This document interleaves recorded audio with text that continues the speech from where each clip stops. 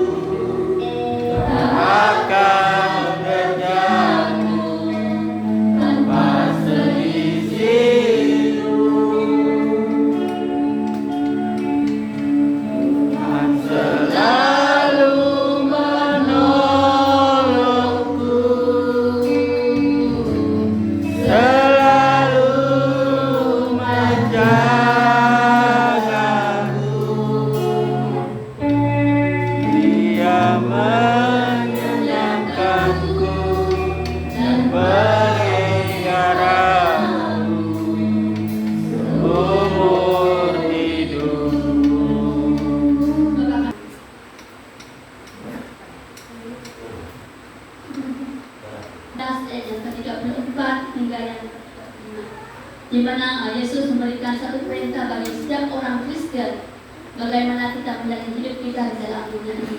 Kita tahu bahwa kasih Tuhan tidak pernah berubah di dalam kehidupan kita sebagai orang-orang yang percaya kepada Tuhan di dalam kehidupan kita.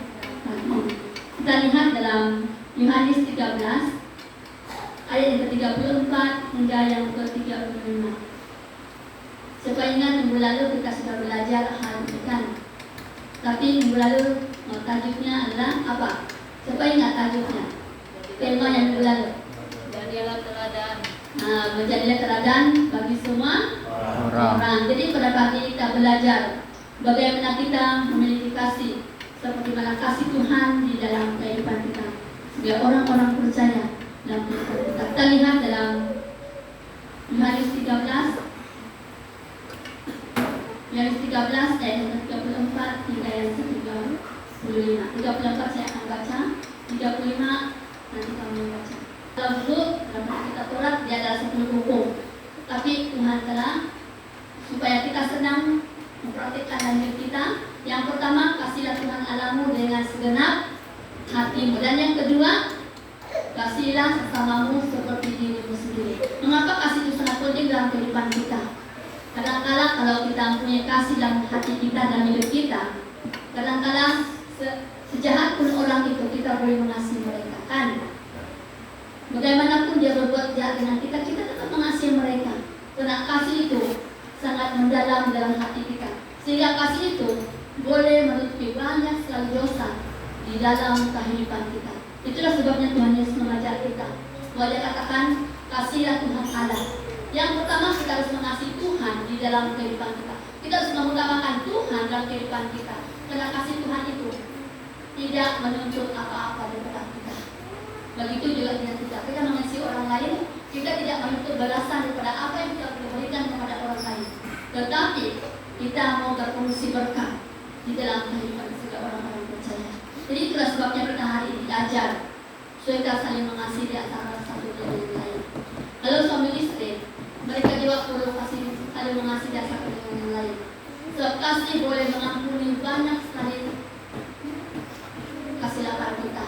Baik istri dan suami, mereka boleh mengasihi karena kasih mereka itu sudah bersatu dan mereka mengutamakan Tuhan dalam kehidupan mereka. Dan boleh kasih itu, mereka boleh menjalani hidup mereka dengan penuh sukacita di dalam kehidupan mereka sebagai orang-orang percaya.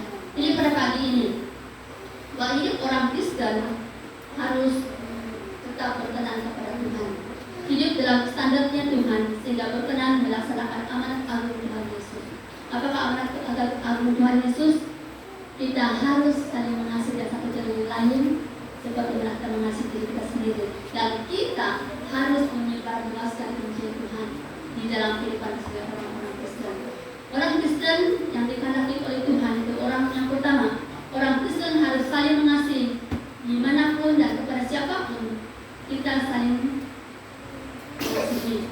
Tidak ada kebencian dalam kehidupan kita. Karena kasih Tuhan itu sudah ada dalam kehidupan kita. Dan oleh kasih Tuhan itu, kita boleh memaafkan orang lain dalam kehidupan kita. Jika dia katakanlah orang Kristen harus saling mengasihi dimanapun dan kepada siapapun, tidak saling membenci. Jangan izinkan kebencian masuk ke dalam rumah tangga kita. Dan yang kedua, pekerjaanmu dan dimanapun kita berada. Jadi ingat, kalau kebencian itu dalam diri kita, dalam keluarga kita, pasti kita tidak ada damai, tidak sukacita dalam kehidupan kita. Itulah sebabnya kunci kebahagiaan orang Kristen, kita harus hidup dalam kasih Tuhan di dalam kehidupan kita bersama. Jadi hari ini, yakin dan percaya bahwa kita sudah menikmati kebaikan Tuhan, sudah menikmati kemurahan Tuhan sepanjang kehidupan kita. Jangan kira berapa umur kita, tapi kira kebaikan Tuhan itu berapa yang kita nikmati dalam hidup kita setiap saat di dalam kehidupan kita orang-orang percaya.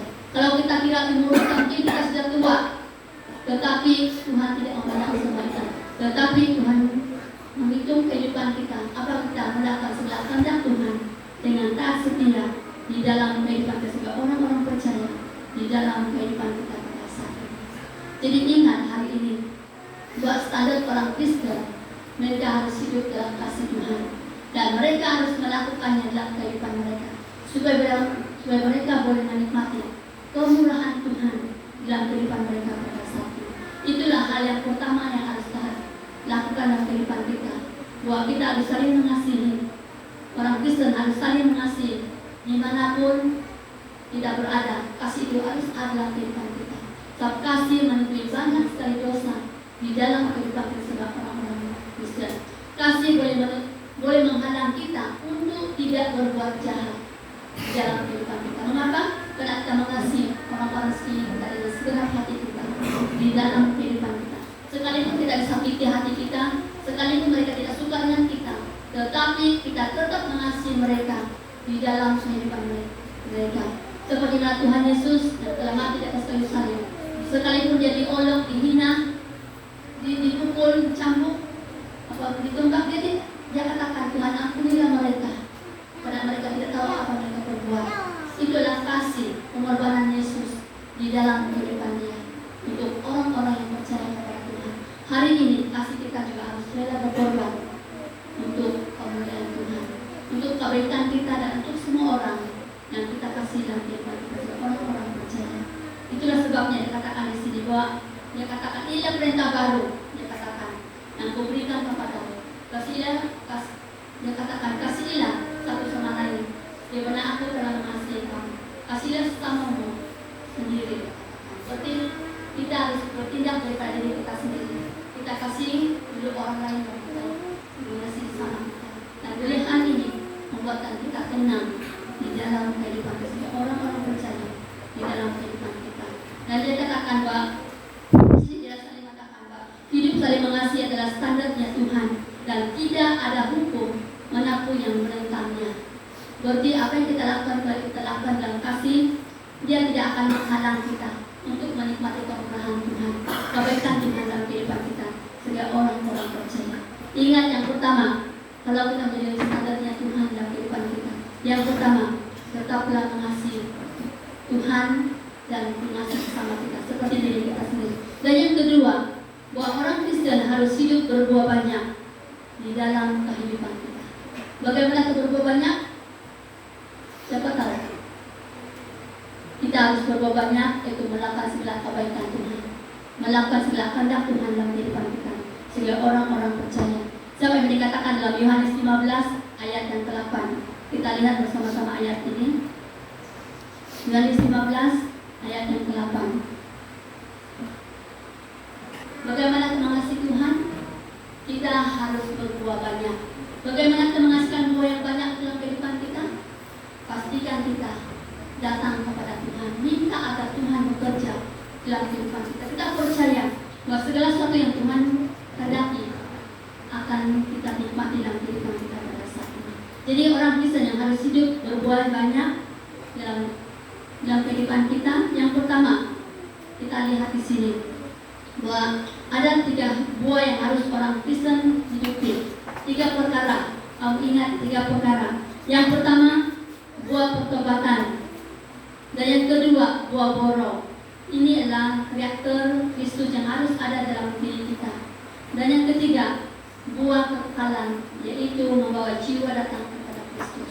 Jadi 3 kunci ini, bagaimana kita memiliki buah-buah roh di dalam kehidupan kita sebagai orang-orang percaya.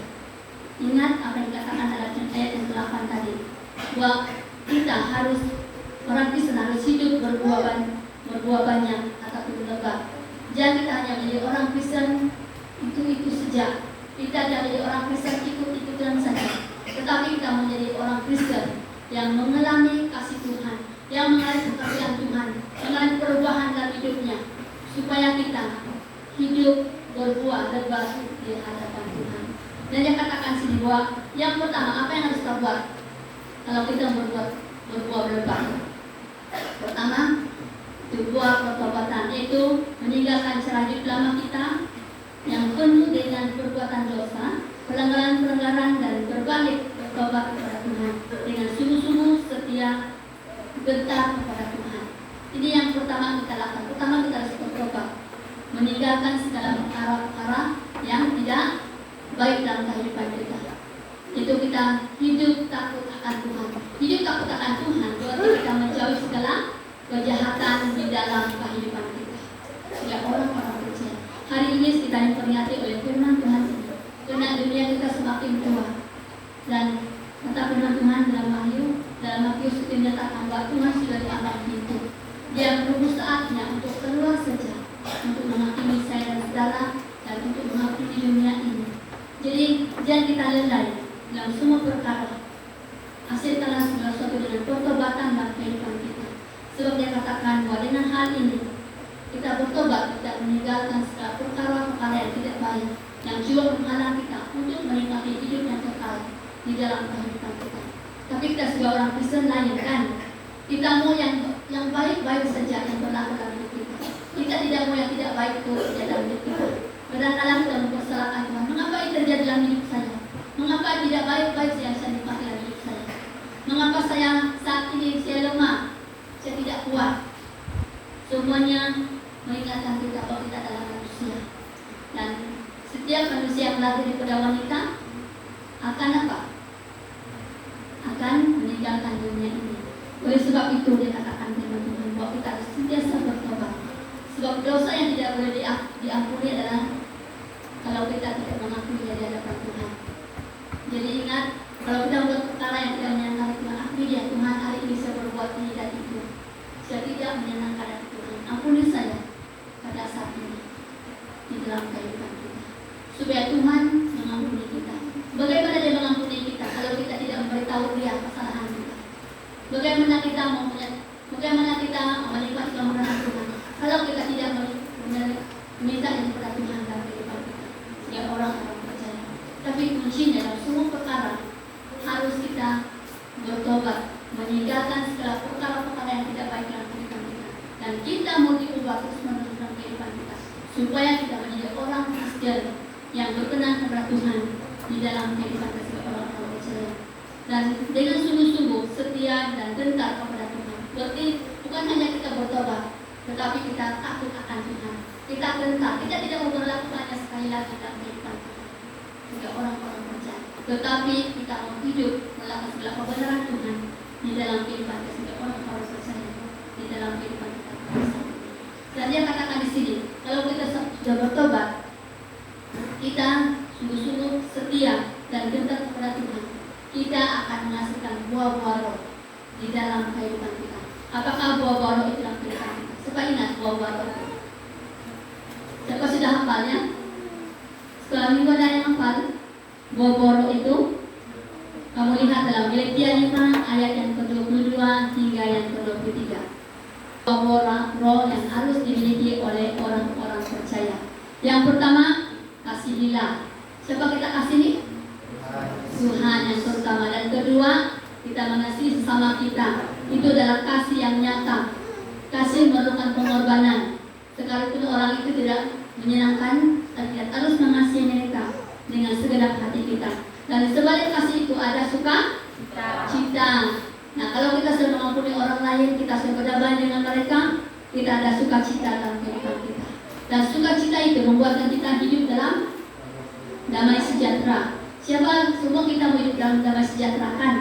Saya pun mau hidup dengan aman sejahtera dalam kehidupan saya. Tidak mau saya hidup dengan kebencian, tetapi mau hidup dalam damai sejahtera dalam kehidupan kita. Kalau kita hidup dalam damai sejahtera, pasti ada kesabaran. Kesabaran inilah sukar untuk kita lakukan dalam kehidupan kita kan. Kadang-kadang kalau saya mendengar perkataan orang yang sangat menyakitkan, kadang-kadang ini sikap saya tidak mempunyai saya tidak mau berdiam diri, masih saya jawab juga. Inilah kelemahan saya. Saya tidak perlu berpikir dulu, bercakap dulu. Tapi hari ini saya belajar. Kalau orang bercakap yang menyakitkan, saya hanya berdiam diri. Saya hanya berdiam diri saja. Dan saya katakan sakit Tuhan, itu saja saya buat. Kalau dulu dia cakap, satu dia cakap, dua saya boleh balas.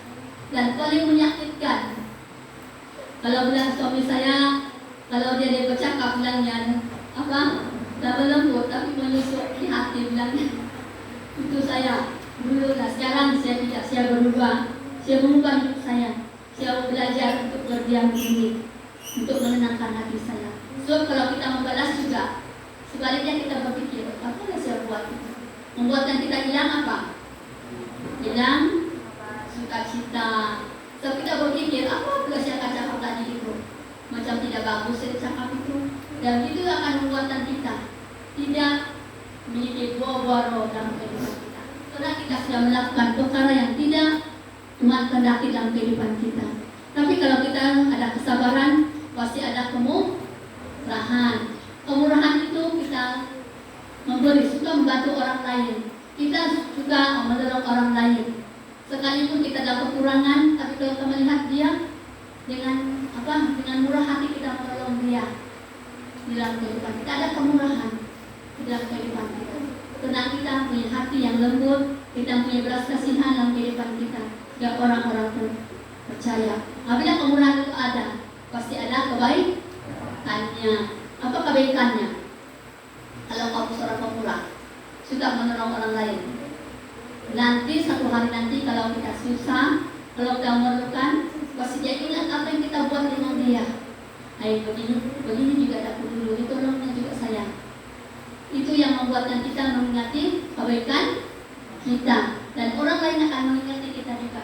Dialah orang yang baik. Semasa saya susah, dia juga yang tolong saya. Dia yang membela saya, dia membantu saya segala hal di kehidupan kita. Karena kita memiliki kebaikan dalam kehidupan kita. Kita melakukan kebaikan dengan segenap hati kita, tanpa menuntut balasan di dalam kehidupan kita. Dan oleh karena kelembutan ini, kita tetap setia kepada teman kita dan terutama kepada Tuhan di dalam kehidupan kita. Kita tetap setia sampai akhir hidup kita. Kalau suami istri itu sekalipun bergaduh, mereka berantam bilang orang Melayu bilang berantam bilangnya, tetapi karena ada kelembutan, karena ada kasihan, ada kesetiaan dalam kehidupan mereka, tidak sampai mereka meninggalkan Tuhan, tapi dia tetap setia karena mereka sudah mengalami kasih Tuhan di dalam kehidupan mereka. Sekalipun itu menyakitkan, tapi diubah menjadi kasih yang sangat besar dalam kehidupan kita. Itu sebabnya kasih boleh menutupi banyak sekali pelanggaran dosa dalam kehidupan kita sebagai orang-orang percaya. Dan melalui kasih ini juga, oleh karena kesetiaan kita, kita ada penguasaan diri. Ingat, kalau boboro ini dalam kehidupan kita, kita akan menikmati kemurahan Tuhan. Dan dikatakan bahwa kita akan menguasai diri kita. Ingat, ini yang terjadi dalam kehidupan kita sebagai orang-orang percaya. Kita harus memiliki buah-buah roh ini.